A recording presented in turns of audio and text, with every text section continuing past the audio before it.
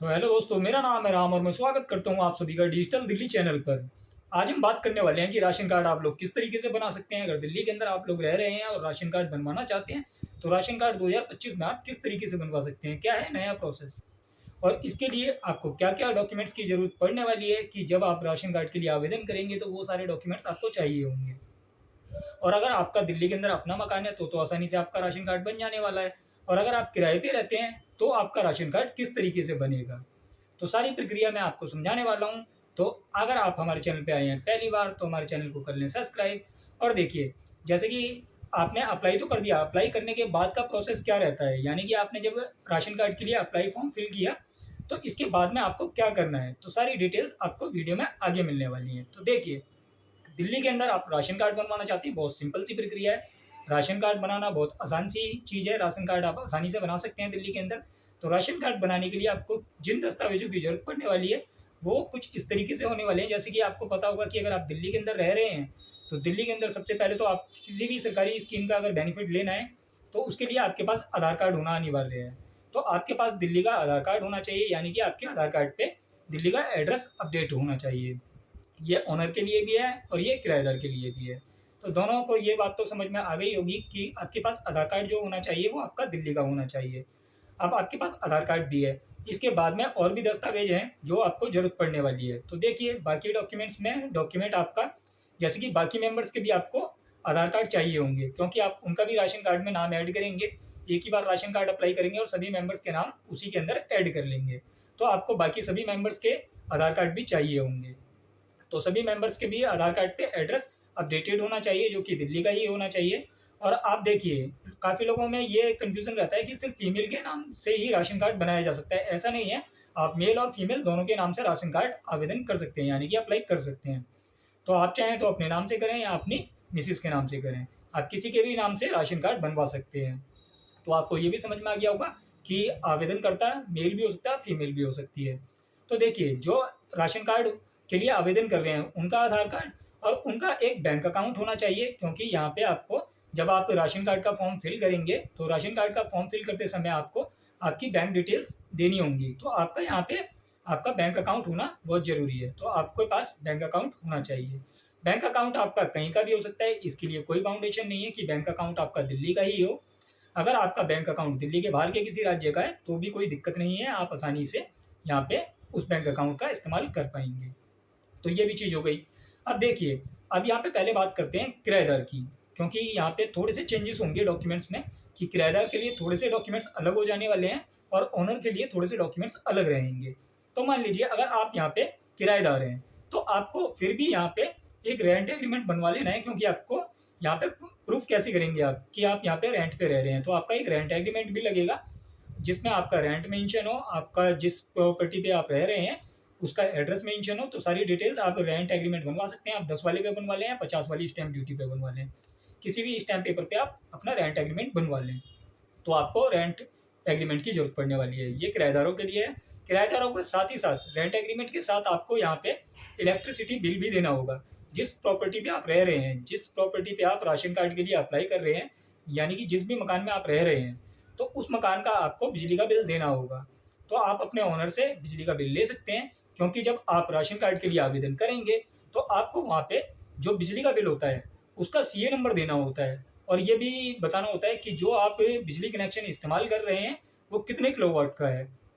तो आपको ओनर से यहाँ पे बिजली का बिल ले लेना है, तभी आप यहाँ पे आवेदन करें।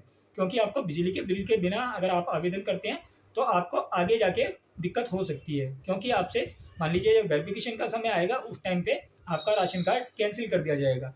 तो आपको यहाँ पे रेंट एग्रीमेंट भी लेना है और बिजली का बिल भी लेना है। तो ये तो हो गए आपके सारे डॉक्यूमेंट्स जो कि आपको आवश्यकता पड़ेगी। तो यहाँ पे एक चीज़ और है जो कि आपको बहुत ज़्यादा इंपॉर्टेंट रहने वाली है। तो देखिए, जब आप राशन कार्ड के लिए आवेदन करेंगे तो आवेदन करने के लिए आपको पता होगा कि दिल्ली के अंदर मोस्टली सर्विसेज जो हैं वो सारी ई डिस्ट्रिक्ट पोर्टल से अप्लाई होती हैं, ई डिस्ट्रिक्ट दिल्ली के पोर्टल से।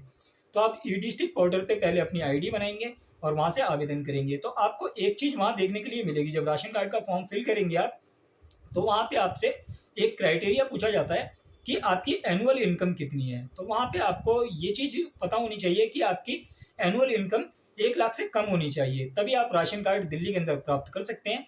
राशन कार्ड के दो प्रकार हैं जो कि अभी फिलहाल के लिए आवेदन हो रहे हैं, तो आप दोनों राशन कार्ड के लिए आवेदन कर सकते हैं। एक होता है राशन कार्ड जो कि आपका ग्रीन कलर का राशन कार्ड होता है, जो कि मोस्टली लोगों के पास आपने देखा होगा, जो कि पीआर राशन कार्ड होता है। एक होता है एएवाई राशन कार्ड।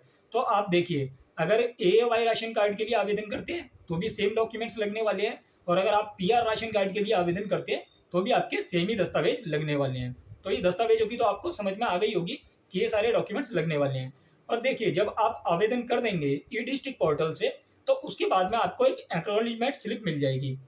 तो जो ई डिस्ट्रिक्ट पोर्टल की एक्नॉलेजमेंट स्लिप होती है, अब आपको इस स्लिप के बाद की प्रक्रिया क्या है ये समझ लेनी है। तो देखिए, आपको ये स्लिप तो मिल गई, आपको इस स्लिप की एक कॉपी लेनी है, और जितने भी मेंबर्स थे और जिनके नाम से आपने मुखिया के नाम से राशन कार्ड के लिए आवेदन किया है, उनका आधार कार्ड और बाकी सारे मेंबर्स का आधार कार्ड जिनके नाम आपने राशन कार्ड में ऐड किए हैं, तो ये सभी के आधार कार्डों की एक कॉपी कर लेनी है आपको, फोटो कॉपी। और साथ ही साथ जो आपने बैंक पासबुक लगाई है, एक उस बैंक पासबुक की आपको कॉपी करनी है। बैंक पासबुक की भी कॉपी कर लेंगे आप, रेंट एग्रीमेंट की कॉपी करेंगे, और साथ ही साथ आपको यहाँ पे जो बिजली का बिल है आपका, उसकी भी एक कॉपी कर लेंगे। और अगर आपके पास इस समय पे इनकम सर्टिफिकेट अवेलेबल है, जो कि आपको यहाँ पे ये दर्शाता है कि आपकी सालाना इनकम जो है वो 1 लाख से कम है, तो यहाँ पे आप इनकम सर्टिफिकेट भी साथ में इंक्लूड करेंगे। एक सेट बनाएंगे इन सारे पेपर्स का, और यहाँ पे जितने भी आपके पेपर्स होंगे इन पे सब पे सिग्नेचर करेंगे, यानी कि आपके हस्ताक्षर होंगे, और ये सेल्फ अटेस्टेड आपकी कॉपी हो जाएंगी। इसके बाद में आपको जो आपकी एक्नॉलेजमेंट स्लिप निकली है, तो आपकी एक्नॉलेजमेंट स्लिप के ऊपर एक एड्रेस होगा जो कि आपके राशन कार्ड ऑफिस का एड्रेस होगा। तो आपको उस ऑफिस में विजिट करना है, और ये वाला सेट आपको वहाँ पे सबमिट कराना है। तो आप जब ये सारा सेट वहाँ पे सबमिट करा देंगे, इसके बाद में आपके पास एक वेरिफिकेशन होती है। जैसे कि आपने मान लीजिए डॉक्यूमेंट्स वहाँ पे सबमिट करा दिए, तो वेरिफिकेशन में आपके डॉक्यूमेंट्स लग गए। अब आपकी एप्लीकेशन कुछ दिनों तक, अगर आप जब स्टेटस चेक करेंगे ई डिस्ट्रिक्ट पोर्टल से, तो वहाँ पे अंडर प्रोसेस ही दिखाएगा। इसके बाद में जैसे ही आपकी एप्लीकेशन जो आपका राशन कार्ड ऑफिस होगा वहाँ से वेरीफाई करी जाएगी, तो वहाँ पे आपको ऑप्शन देखने के लिए मिलेगा ई डिस्ट्रिक्ट पोर्टल में कि अंडर वेरिफिकेशन। तो आपका अंडर वेरिफिकेशन में फॉर्म लग जाने वाला है। तो जैसे ही आपकी वेरिफिकेशन यहाँ पे पूरी क्लियर हो जाएगी, इसके बाद में आपके फ़ोन पे आपने जो भी अपना रजिस्टर्ड मोबाइल नंबर रखा हुआ है ई डिस्ट्रिक्ट पोर्टल पे, जो कि आपने एप्लीकेशन फॉर्म फिल करते समय पे जिस पे ओटीपी आया होगा, उस नंबर पे आपको राशन कार्ड विभाग की तरफ से एक मैसेज आएगा कि आपका राशन कार्ड बन गया है। तो राशन कार्ड आपका इस तरीके से बनेगा। तो आपको राशन कार्ड के लिए दो तरीके होते हैं चेक करने के लिए, एक राशन कार्ड की ऑफिशियल वेबसाइट से चेक कर सकते हैं आप, और एक ई डिस्ट्रिक्ट पोर्टल से चेक कर सकते हैं। तो देखिए, ये तो आपको प्रक्रिया समझ में आ गई होगी कि राशन कार्ड आप किस तरीके से अप्लाई कर सकते हैं। और देखिए, राशन कार्ड के लिए आपके घर में एसी नहीं लगा होना चाहिए। अगर आपके घर में एसी लगा होगा तो आपका राशन कार्ड नहीं बनने वाला है, क्योंकि अभी एक मेरे फ्रेंड के घर पे वेरिफिकेशन के लिए लोग आए थे, तो यहाँ पे उनके घर पे एसी लगा होने की वजह से यहाँ पे राशन कार्ड उनका निरस्त कर दिया गया। तो यानी कि जो उन्होंने अप्लाई किया था वहाँ पे उनको रिजेक्शन दी गई कि अगर आपने एसी लगा रखा है तो आप यहाँ पे राशन कार्ड लेने के लिए एलिजिबल नहीं है। और अगर आपके पास कोई 4 पहिए का वाहन है तो भी आप राशन कार्ड नहीं प्राप्त कर सकते हैं। तो आपको इन बातों का भी ध्यान रखना है। तो ये सारी चीज़ें आपको बारीकी से ध्यान रखनी है, और आपका इनकम सर्टिफिकेट जो बनवाना है आपको, वो सालाना 1 लाख रुपए से कम का होना चाहिए, तभी आप यहाँ पे राशन कार्ड के लिए आवेदन कर सकते हैं। क्योंकि इनकम लिमिट जो बढ़ाई गई है राशन कार्ड के लिए नहीं बढ़ाई गई है। राशन कार्ड के लिए 1 लाख से नीचे की इनकम होगी तो ही आप राशन कार्ड के लिए आवेदन कर सकते हैं। और जैसे कि दिल्ली के अंदर प्राइवेट स्कूलों के अंदर एडमिशन होते हैं जो कि EWS DG कैटेगरी के होते हैं, वहाँ पे इनकम लिमिट को बढ़ाया गया था, जो कि 5 लाख रुपए कर दी गई है। तो आपको ये पता होगा जैसे कि EWS कैटेगरी के जो कार्ड बनते हैं, जिनके थ्रू आप किसी भी प्राइवेट स्कूल हॉस्पिटल के अंदर अपना ट्रीटमेंट मुफ्त में करवा सकते हैं, जो कि गवर्नमेंट पैसा पे करती है, तो उसके लिए भी इनकम क्राइटेरिया बढ़ाया गया था। पर राशन कार्ड के लिए जो इनकम का क्राइटेरिया है वो सालाना 1 लाख रुपए से कम का ही है। तो आपको ये चीज़ें समझ में आ गई होंगी कि आपको आवेदन किस तरीके से करना है। और अगर आप चाहें, जैसे कि आप मान लीजिए राशन कार्ड के लिए, न्यू राशन कार्ड के लिए आप अप्लाई करवाना चाहते हैं, तो आप हमारे थ्रू भी आवेदन करवा सकते हैं, या मेंबर्स एडिशन करवाना चाहते हैं, जैसे कि आपका राशन कार्ड ऑलरेडी बना हुआ है और आप उसी राशन कार्ड के अंदर नए मेंबर्स का नाम जुड़वाना चाहते हैं, तो आप उसके लिए भी हमारे से संपर्क कर सकते हैं। आपको हमारा व्हाट्सएप वाला नंबर स्क्रीन पे देखने के लिए मिल रहा होगा। साथ ही साथ और भी अन्य डॉक्यूमेंट्स, जैसे कि आपका SC ST OBC सर्टिफिकेट होता है, जो कि आपके जाति प्रमाण पत्र होते हैं, ये डॉक्यूमेंट्स बनवाने हो आपको, तो इनके लिए आवेदन करवाने के लिए आप हमारे से संपर्क कर सकते हैं। इनकम सर्टिफिकेट हो गया, बर्थ सर्टिफिकेट या डेथ सर्टिफिकेट, या फिर आप पेंशन के लिए, जैसे ओल्ड एज पेंशन के तो फॉर्म अभी ओपन नहीं है, जैसे ही ओपन होंगे तो आप उसके लिए भी अप्लाई करवा पाएंगे। पर यहाँ पे आप विडो पेंशन के लिए अप्लाई करवा सकते हैं, डिवोर्स पेंशन के लिए अप्लाई करवा सकते हैं, सेपरेटेड पेंशन के लिए अप्लाई करा सकते हैं।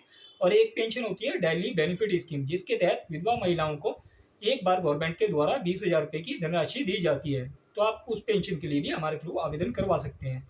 और ड्राइविंग लाइसेंस हो गया, व्हीकल, जैसे आपका मान लीजिए ड्राइविंग लाइसेंस लॉस्ट हो गया या आपको रिन्यू करवाना है, तो आप इसके लिए हमारे से कॉन्टैक्ट कर सकते हैं। या फिर आप लर्नर लाइसेंस के लिए हमारे से कॉन्टैक्ट कर सकते हैं, या व्हीकल ट्रांसफर के लिए, साथ ही साथ वोटर ID कार्ड, इस तरीके के डॉक्यूमेंट्स। और आप हमारे चैनल पे ये सारी चीज़ें सीख भी सकते हैं कि आप किस तरीके से ऑनलाइन बनवा सकते हैं। तो आशा करता हूँ दी गई जानकारी आपको अच्छी लगी हो। जानकारी अच्छी लगी हो वीडियो लाइक करें, चैनल सब्सक्राइब करें, दोस्तों के साथ शेयर करें। नेक्स्ट वीडियो में आपको मैं पूरा प्रोसेस सिखाने वाला हूँ, स्टेप बाय स्टेप, कि आपको राशन कार्ड घर पे बैठे अपने मोबाइल के माध्यम से किस तरीके से अप्लाई करना है। तो आप अपने घर पे भी मोबाइल के माध्यम से अप्लाई कर पाएंगे। तो आप नेक्स्ट वीडियो के लिए हमारे चैनल को सब्सक्राइब करके रखें, वीडियो को कर दें लाइक। धन्यवाद।